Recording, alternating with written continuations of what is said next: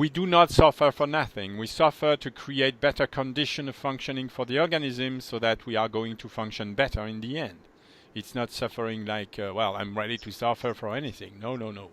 So last time we started to see that it was possible for you to have one movement of the top of the torso going forward and one movement of the base of the torso, which is the pelvis, going backward.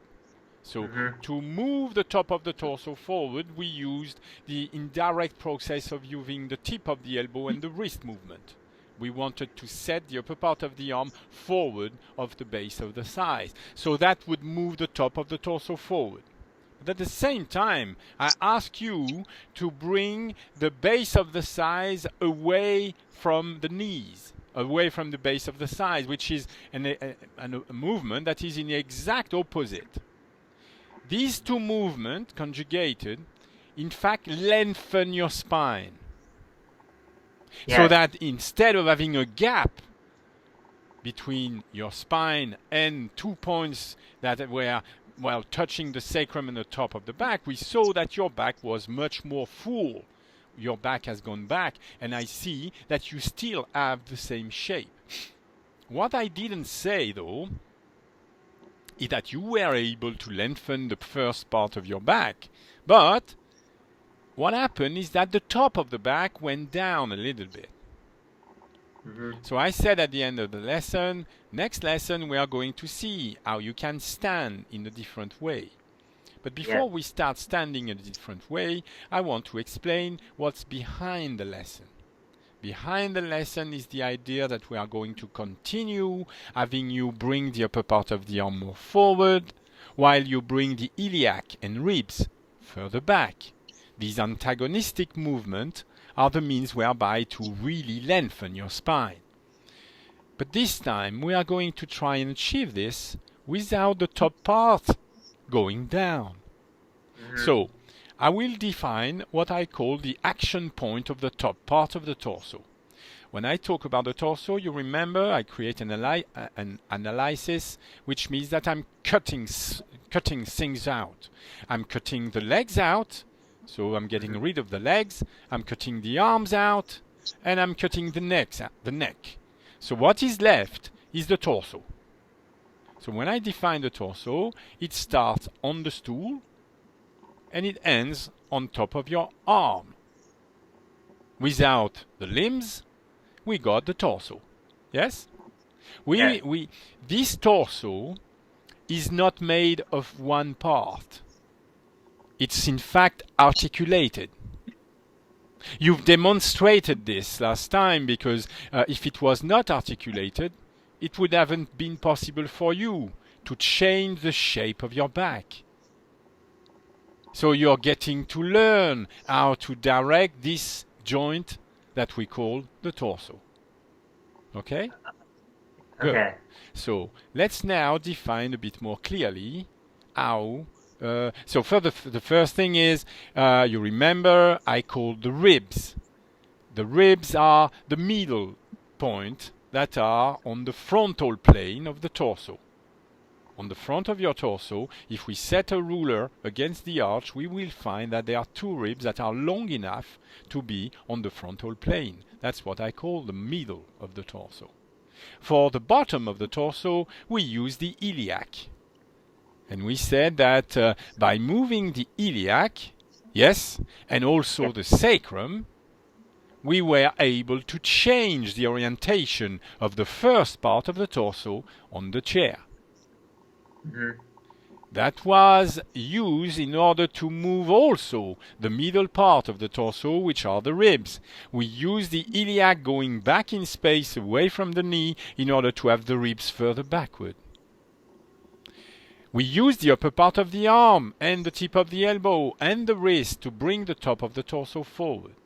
Today I want to define much more clearly what is the spot of the top of the torso. So, in the middle of your chest, there is a bone. We call it a sternum bone, yes? And if you touch the top, the very top of the sternum bone, yes, the very top, this is what we call the throat. It's a spot Yes, it's under your finger, and we call it the throat. Why do we call it the throat? Well, we could have called it the top of the torso. But in French, the throat is a very interesting word. Because what it means a shallow passage where water is flowing in. It's normally, we use that in geographical terms. It's something where, and here you have to understand that the throat is a very interesting joint. Because it is a joint, I will show you. What is the joint between the upper limb and the torso? Do you know that? Upper limb and the Torso. No. Well, most people would answer that the joint between the upper limb and the torso is the shoulder. Oh. Yes, I guess. Yes. Our shoulder blade. Yes. I would say shoulder blade. Yes, shoulder blade. And they are wrong. Because when we talk about joint, we are very precise, in fact. We are talking about the link between bones. So when I'm talking of the upper limb, I would say that the upper limb is made, of course, of the hand, of the forearm, of the arm, but also of the shoulder blade. Because the shoulder blade is not linked with the torso. The shoulder blade is only linked with the torso through the clavicle bone. When you cut a chicken, you will notice that the only joint you need to cut to get one wing is the joint that is in the center. Yes? So the joint for me between the torso and the upper arm is the throat. Okay? But it's not a simple joint. It's more complex than this, and you will see that every time I ask somebody to pull the tip of the elbow forward to 0 and the wrist back to 0, which in fact means that I'm asking the person to bring the scapula forward relatively to the torso. Yes? So that makes in fact the whole complex move around the throat, with the clavicle point getting more forward. Yes? When people do that, it's very interesting to notice that every time the throat goes down. When I ask somebody to bring, for example, if I ask somebody to bring the tip of the elbow backward, very far, you would see that the throat goes up. It's a very, very strong habit. When people are doing exercises, for example, they breathe in, and to breathe in, they bring the upper part of the arm back, and they raise the throat. And when they breathe out, they bring the upper part of the arm forward, and the throat goes down. Yes? So the question is, would it be possible to go against that habit? To really bring the tip of the elbow and wrist to 0, so that the upper part of the arm, of course, is bringing the whole system and the clavicle forward, but at the same time, raise the throat. It goes against habit, this, you know? But the question is it possible or is it not possible? So let me show you, first of all, how we can model this. When you started the lesson, if I use my fingers, for example, to show clavicles, I know that the clavicles are jointed at the throat in the front. And so when you started the lessons, it was very clear that your normal use of the limbs, of the upper limbs, was that the clavicles were pointed backward at their extremities, and that your throat was forward. Now, this has changed. Apparently now, what is happening is that the extremities, which are the upper part of the arm, are forward, and your clavicles are set backward. So your throat is back, and your clavicles are forward. Okay? What I'm saying at the moment, in order to gain this widening of your back, because of course, when the extremities of the clavicles that are attached to the scapulas are going forward, they are going around your rib cage. So at your back, we see a very marked widening. So you've been widening your back. Yes? So in order to widen your back, now what I see is that, in fact, your throat is lower than your upper part of the arm. That the movement has been such that now the throat has gone lower than the upper part of the arm. Would it be possible to change that and make a new model where the upper part of the arm are down and the throat is up? See? Yes, you start to see what I mean. I can see the movement. Because it's, of course, we want the upper part of the arm to be forward. We want the clavicle to be forward at their extremities, no problem. That is what we want. You've got it. But what we want at the same time is a bit more complex. We want also the throat to move upwards, away from the base of the thigh. When I'm seeing you from the side, I can draw a line. That line goes from the base of the thigh to your throat. Yes? And the question is it possible to extend that line, to make it go higher? There are different procedures to do that. I'm not going to talk about them directly today, because what I want first is I don't want you to make a lot of muscle exercise to raise your throat.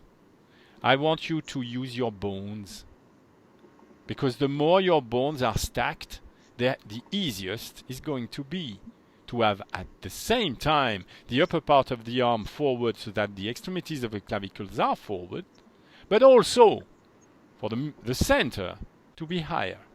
So we are going to discuss how we can reason the standing position. And let me be clear about this. Most of the day, we work sitting. We don't work in standing. Yes? Yes. Is that true for you too? Yes. Yes, good.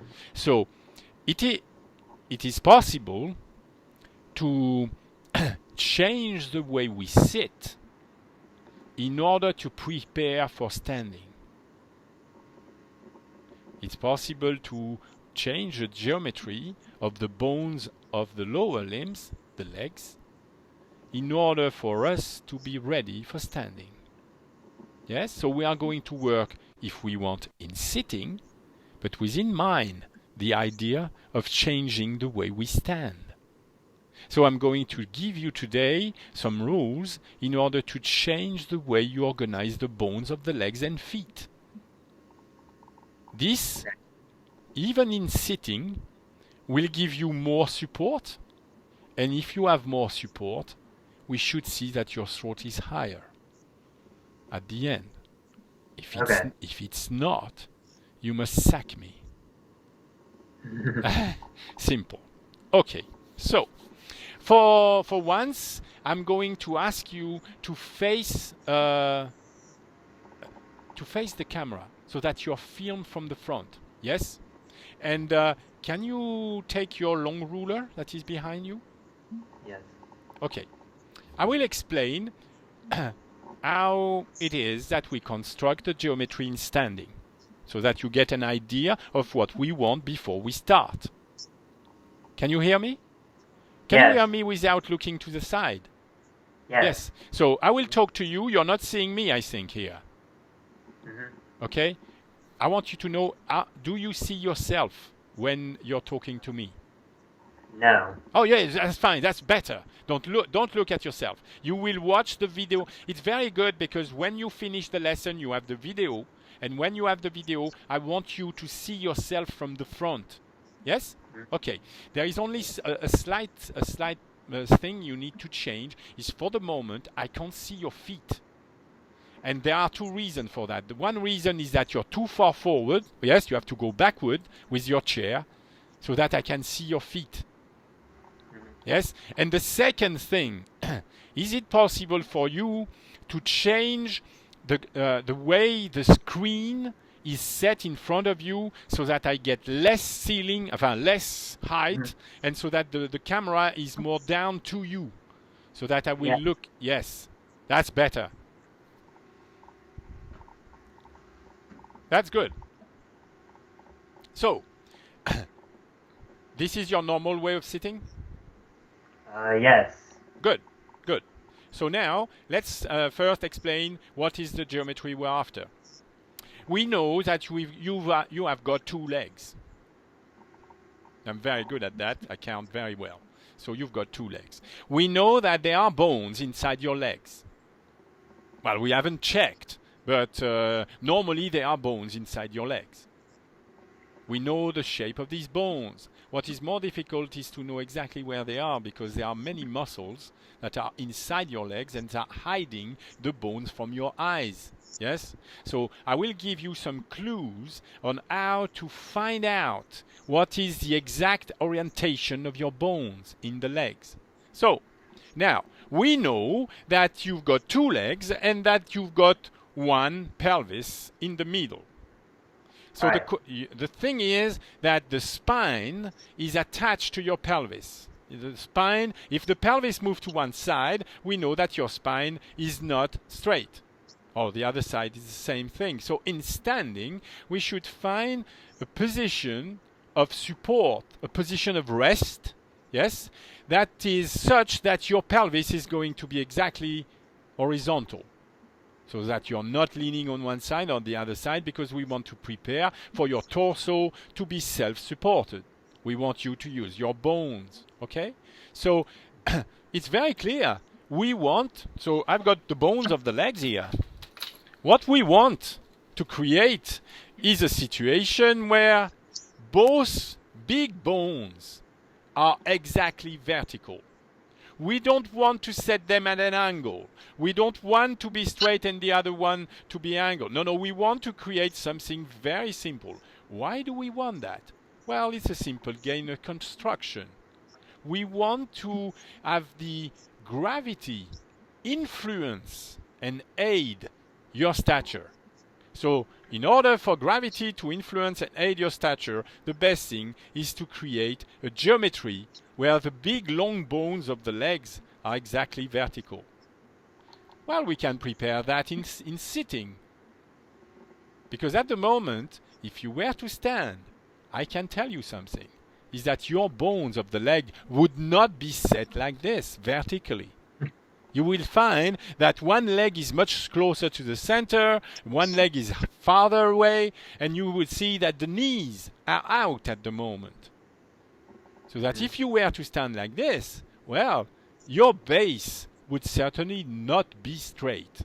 When I say your base, it's the base of the torso, but also we are going to calculate what I call the base. Well, it's the base of the long bones. You see, when both legs are set like this, what we call the base is the distance between the outer heel.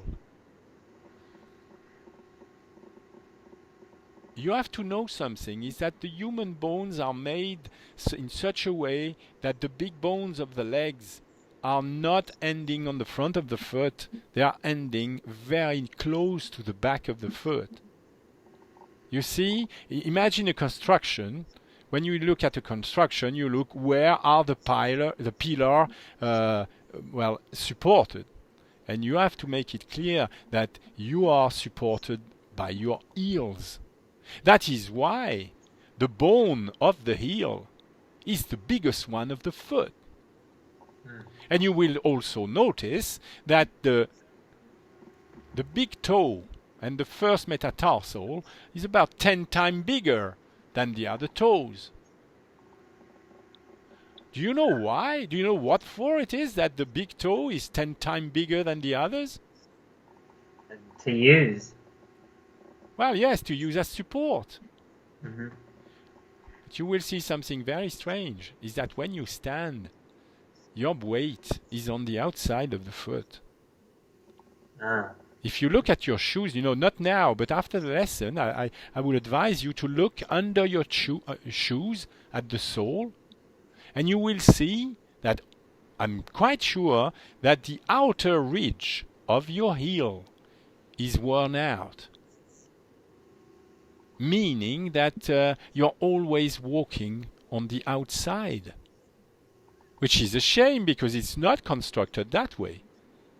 I'm not responsible for this. It's not me, you know. We are made like this. And if we don't use correctly the system cannot work properly. Okay?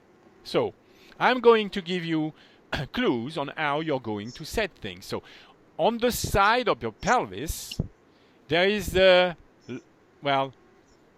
ridge. I want you to touch the side of your pelvis and find how high, yes, the side of the iliac bone is going, how high you find it, yes.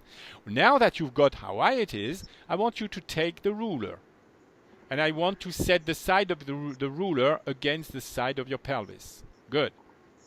Now, yes, hold it like this. That's it. Now, you can touch also the exterior, the highest point of the exterior of your knee. Where is the highest point? Yes, that's it. Can you set the ruler now on the exterior, not the front? What I mean exterior is, that's the front. Okay. The interior is here. You are at the moment you are on top. I don't want you to be on top. I want to be on the side. The exterior side, the highest point. Yes, that's it. And you have to find the highest point where you can set the ruler on. That's it. So now, could you join the side of the iliac, which you found earlier? Yes, and that point with your ruler. Set the ruler against both points. Oh. Yes, that's it. Set the ruler against both. Okay. Now we've got a line. So if you look here, what you've done, you've set the ruler on the exterior of the knee. So I'm holding the knee, and you've got another point, and the result is now that your ruler is exactly showing us a parallel to the axis of support of the bone of your leg. So now, what is the correct geometry? Well, the correct geometry, as I said earlier, is that this line should be exactly 90 to your ribs. At the moment, it's looking out. It's not 90. You remember your ribs, the plane of the front ribs? So, yes, what is 90 to that plane? It's forward. So we want that line to be forward. You have to move your knee. I don't mean horizontally. I mean to the side. Yes. Imagine that you're looking at your ruler from above. If you were looking at your ruler from above, you would see that your ribs are on the same line, and you would see that your ruler is not 90 degrees to that line. So that we want your knee to point forward, exactly. Yes, yes. And set the ruler against it. Where are we? Yes, that's it. Yes.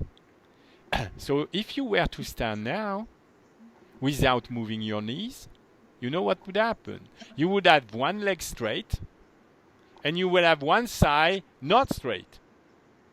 So you would be taller on that right leg, and lower on the left leg. Your pelvis would be at an angle. So you quickly need to adjust the left leg now. Yes. So at first, it's better to do it with the ruler applied. Can you apply the ruler? So you remember it's the highest point of the iliac and the highest point of the exterior of the knee. So that's it. Highest point of the iliac and highest point of the exterior of the knee.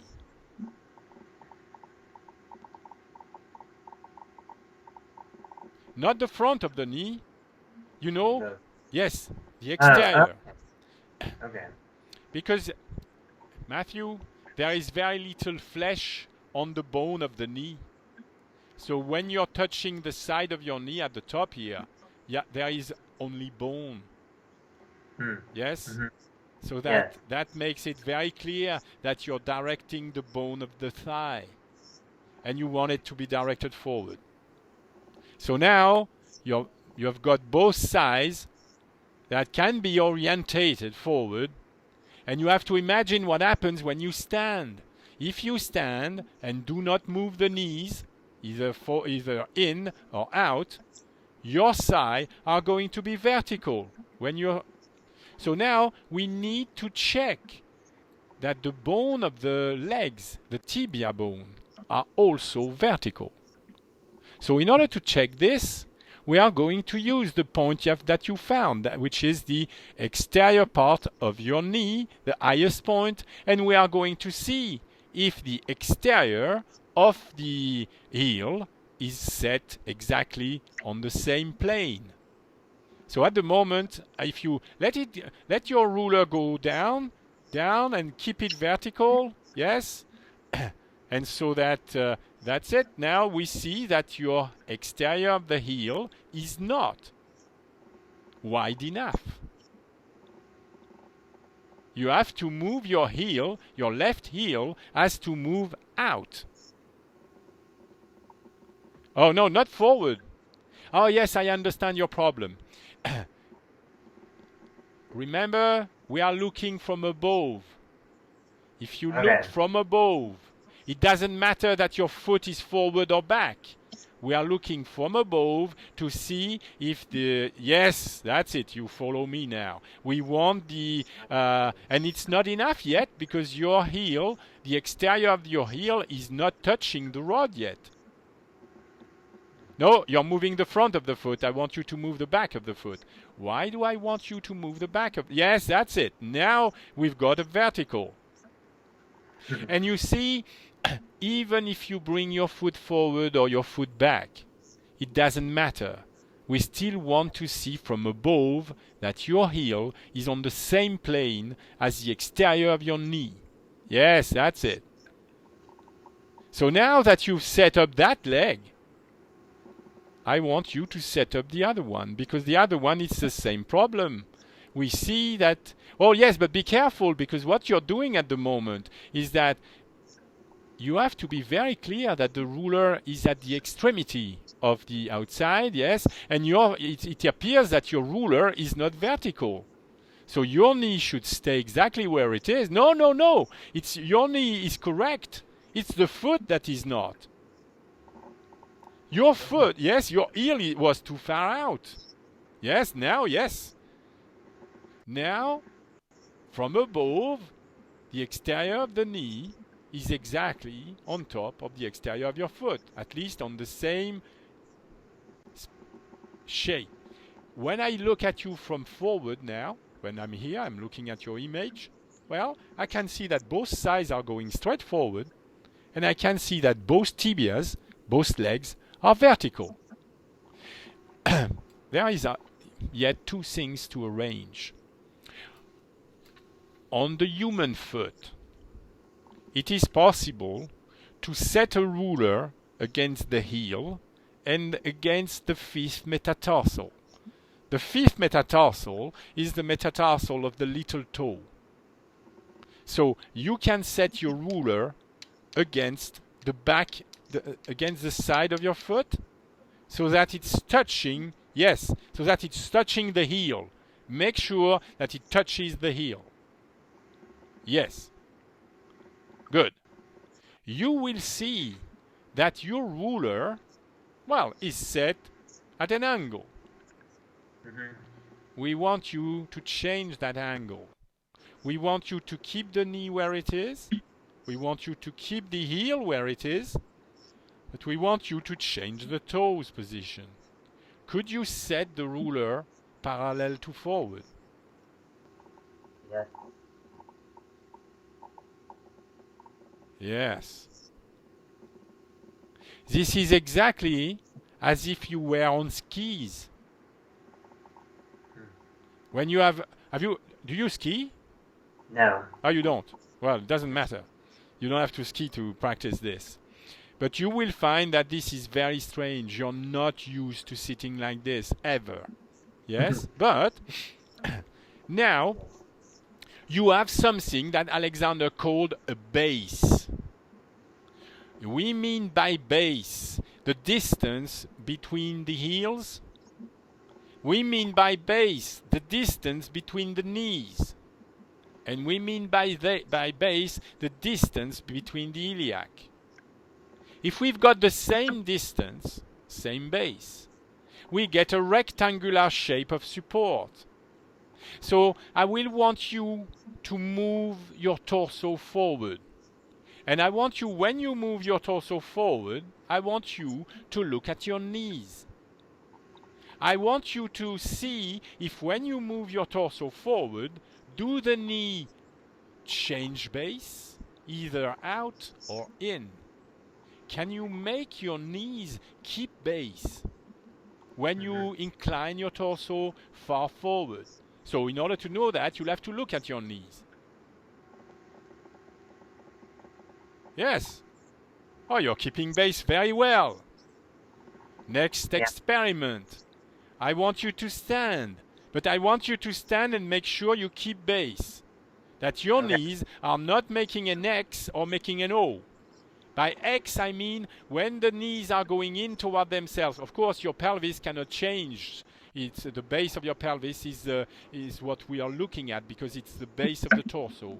So when you're going to stand, we don't want an X. We don't want your knee to go in. We don't want an O, with the knees out. We want you to make sure that your geometry is still constant, that you keep constant base. So please, stand. Look at your knees. Yes. Good. You will see on video that your legs look like pillars. A perfect rectangle.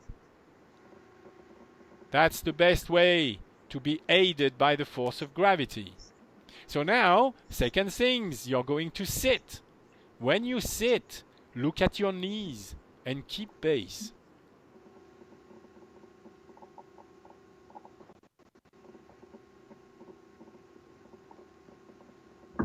Brilliant. Yes. You fell a little bit, but it's okay. So there is one last thing. And it's the worst. You will see. So, when you look at a human foot, this is a molding of a real bone. When you look at the heel bone, there is something quite strange. The heel bone is not flat. Yes? The heel bone is like, if I make it that way, maybe it's easier to see. Let's see. It's a point. And it's possible, because there is a wide base here, it's possible to be on the outer edge of the heel. But when that happens, look at the tibia. The tibia is not set properly. There is not base between the knees. So it's necessary to understand what we are going to do now. We want you to use the bones of the feet, which mean using the inside of the heel and not the outside. Yes? So when we look at it from here, from the back, I hope this is clear enough. You don't want to be on the outside of the heel. You really want to be on the inside. So, let's make an experiment. For a second, because you know how to now direct the knees. You know you want to direct the knee the same base at the pelvis, and you want to direct the feet the same base of the pelvis. So to direct the feet, you will remember I direct the exterior of the heel. But do I want to stand on the exterior of the heel? No, I don't. It's okay. So let's practice an experiment with the right leg first. I will ask you to lift the exterior of the heel off the floor. You may need to lift to have the knee go in order to do that. Doesn't matter for the moment because you will know how to come back. So first of all, you need to lift the exterior of the heel off the floor. Yes, that's it. So can you press now the big toe and the exterior and the interior of the heel on the floor? Yes, okay. So now the big thing. I want you to see if it could be possible to lift the knee away from the foot in order to bring the knee back to base without having the outer foot on the floor. I repeat the instruction.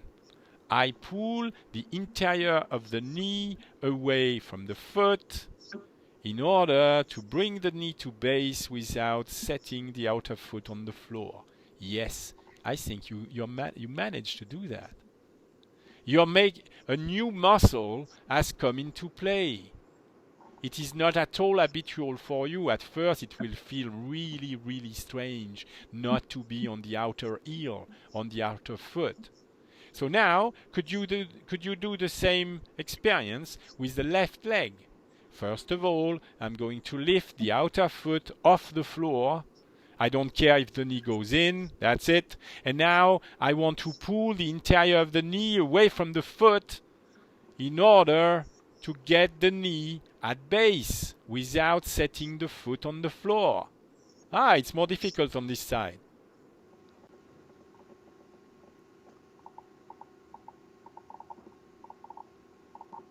Okay.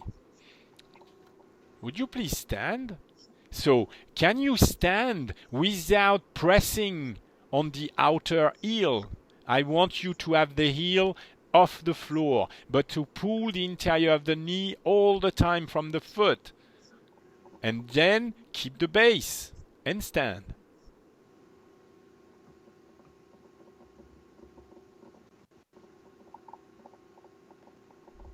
Yeah. I just wanted to see if your throat was going higher or not. Because there is a big connection between how you set your feet on the floor, how you organize the ankle, and how much push the bones are going to transmit through the top of the torso. So, we are going to make things more precise than this. I didn't speak about the instep before, didn't I? No. Okay, we are going to talk about it. So, what I would like you to do, I would like you to step back and set one foot on the stool, facing the camera.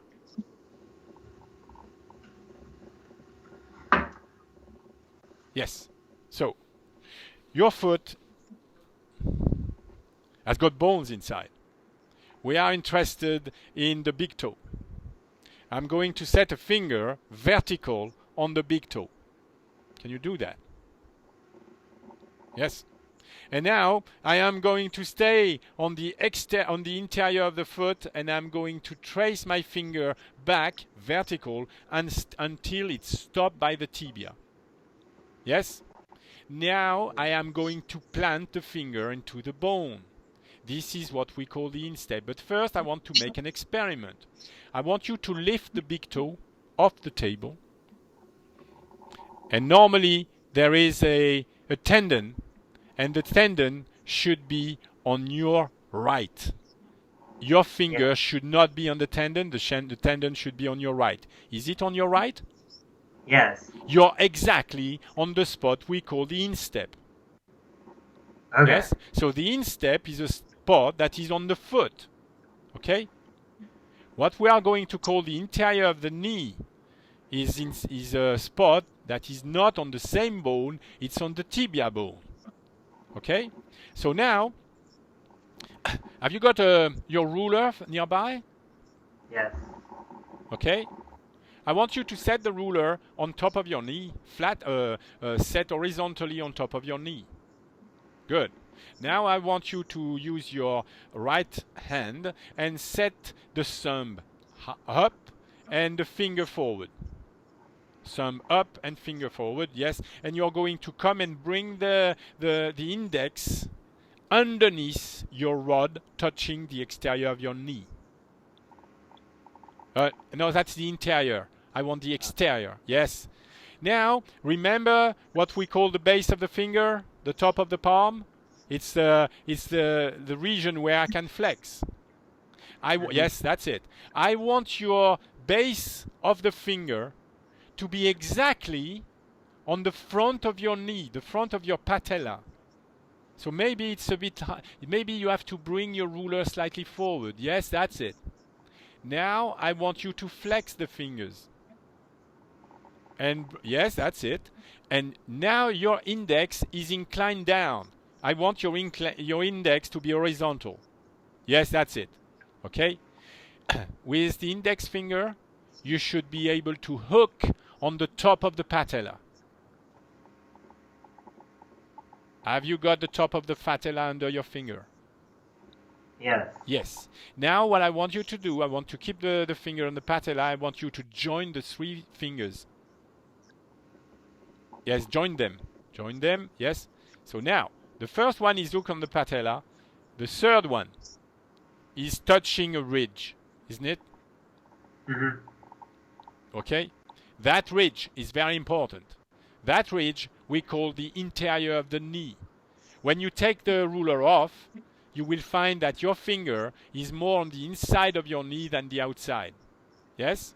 And so now, yes, now I want you to set the ruler against the instep. You remember the instep? You have to go all the way up from the big toe, and it's on the inside, and it's on the left of the tendon. Yes? And I want you now to connect the ruler with your interior of the knee, with your finger of the right hand. No, don't move the finger. Move the ruler. Because the ruler is not touching your finger yet. Yes, that's better. That's it. So, I see now the ruler being vertical. It's another indication that the bone of the leg is vertical too. The only thing that's missing at the moment is that the exterior of your foot is not directed forward. So you keep the heel exactly where it is. You need to change the position of the toes.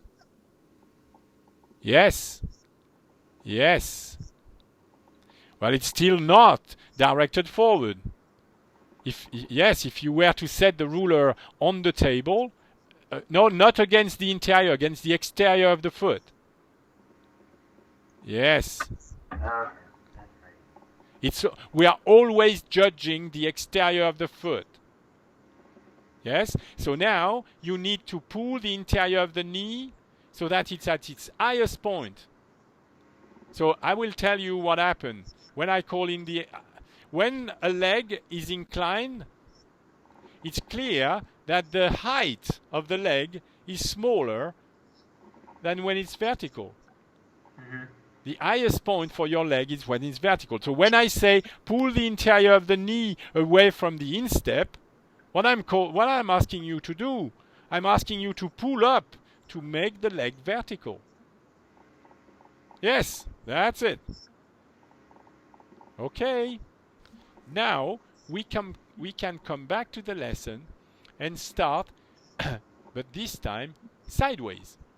Could you stand sideways as if you were going to sit on your chair?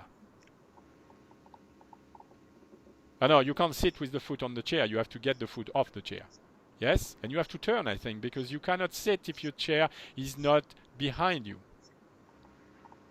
No, at the moment you're facing the camera. I want you to be on the side. That's it. On the side. Good. So, now, I want you to check to see if when you're standing, if the line instep, interior of the knee, is vertical or not. So you can set the ruler on the interior of the knee and the extremity on the instep first. Extremity on the instep. Remember, the instep is on the inside. Yes. At the moment, your ruler seems inclined at the front, isn't it?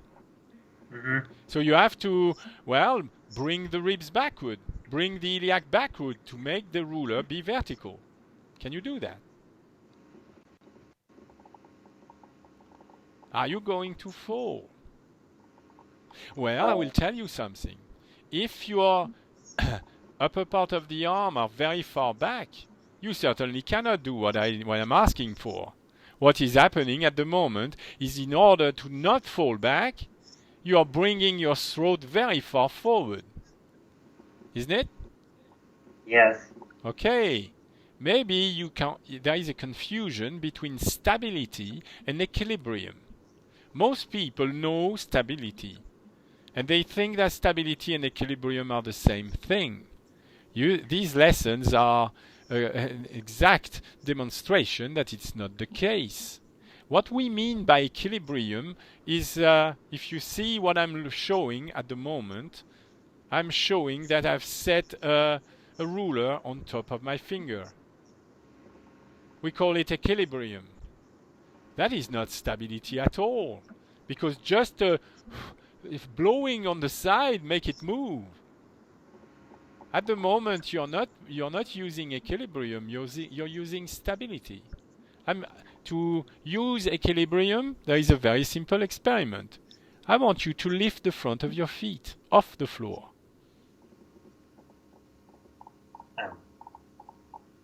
Both.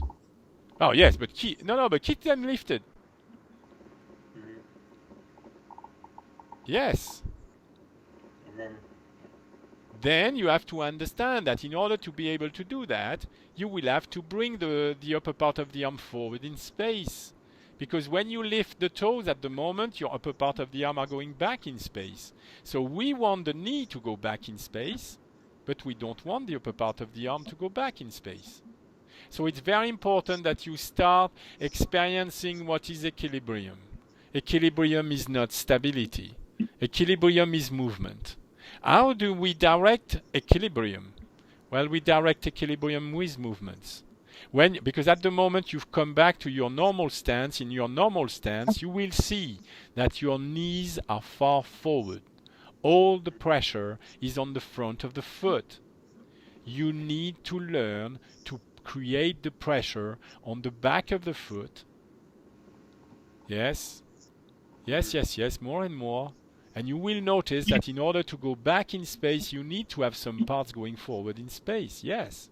And so, first thing is to direct the weight and the pressure on the back of the foot. And the second thing is to be even more precise than this. We want to direct the pressure on the inside of the heel, not the outside, because you will see that your feet have turned out. Your toes are turned out.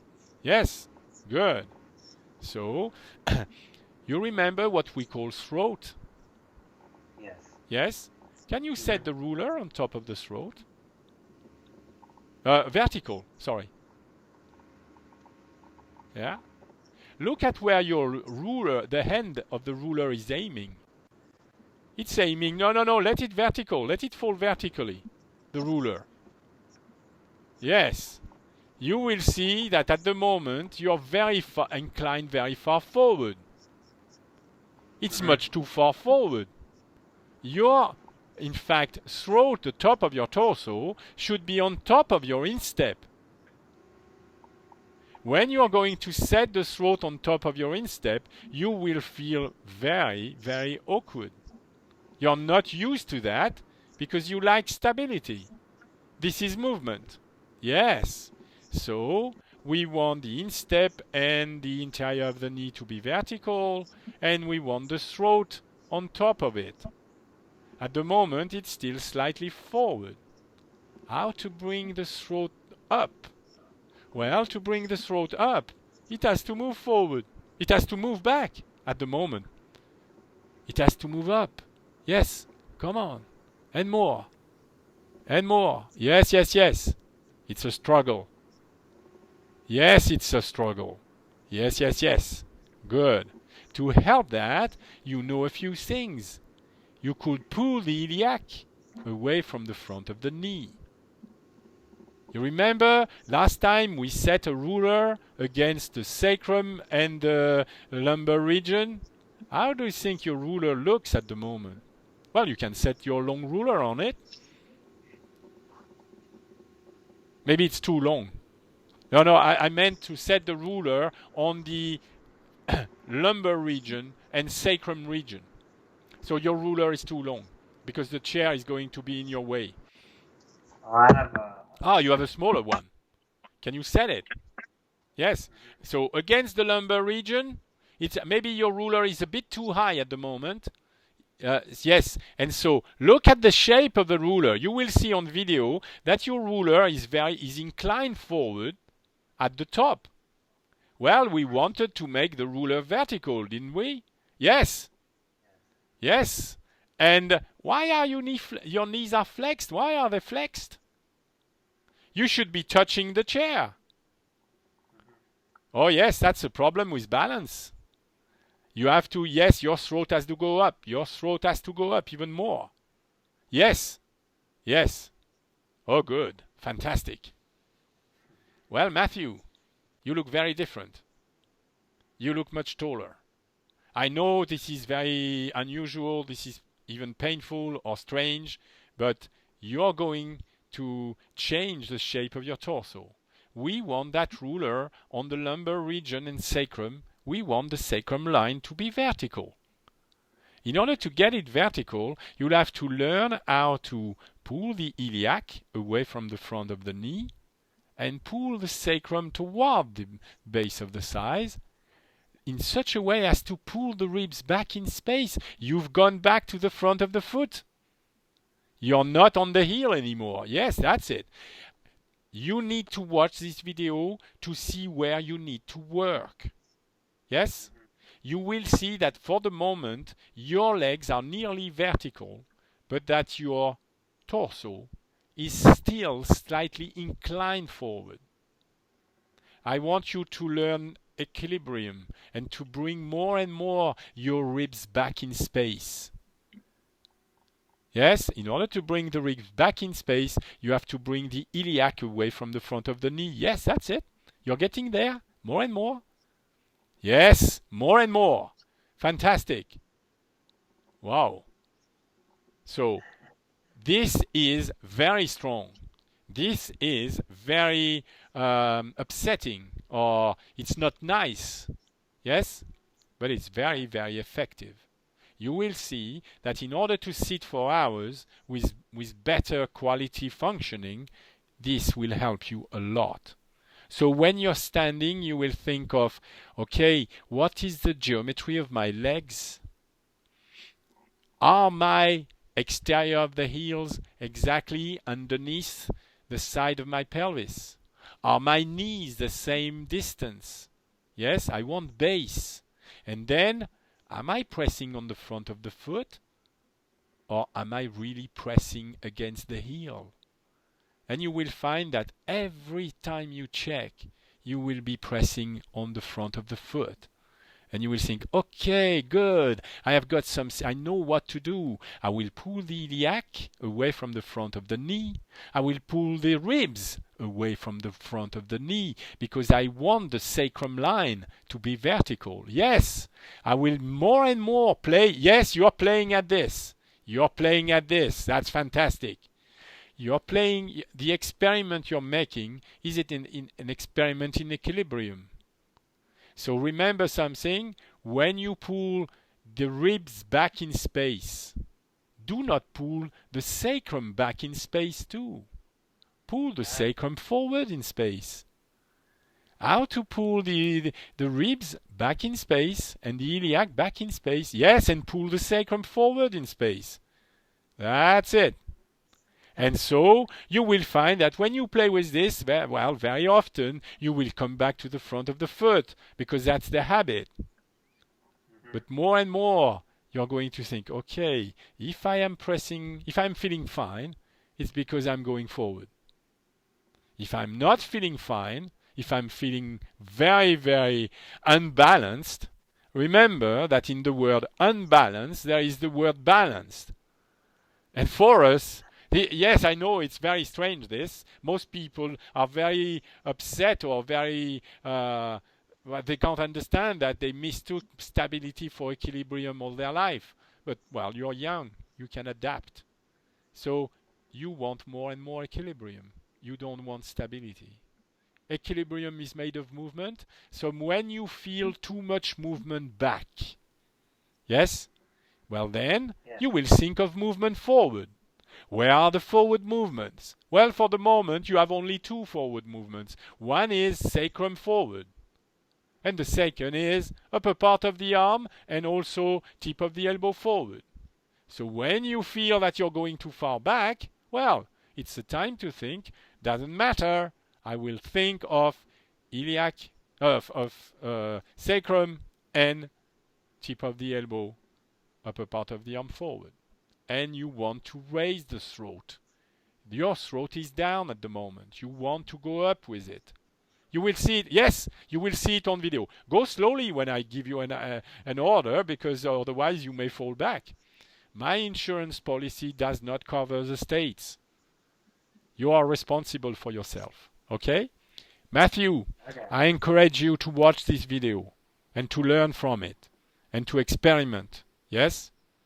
So when you're not sitting, you're going to practice this equilibrium thing, how to lift the front of the foot off the floor and be perfectly balanced by creating intention of movements for the sacrum to go forward, for the upper part of the arm and tip of the elbow to go forward, yes, and also for the iliac and the ribs to go back in space. We are going to create an equilibrium, and the middle point, the point of support, is going to be the instep vertical. Yes? Good. Yes. Any question? No. Good. I will send you the video in a second. Okay? Okay. Bye, Matthew. Okay, bye.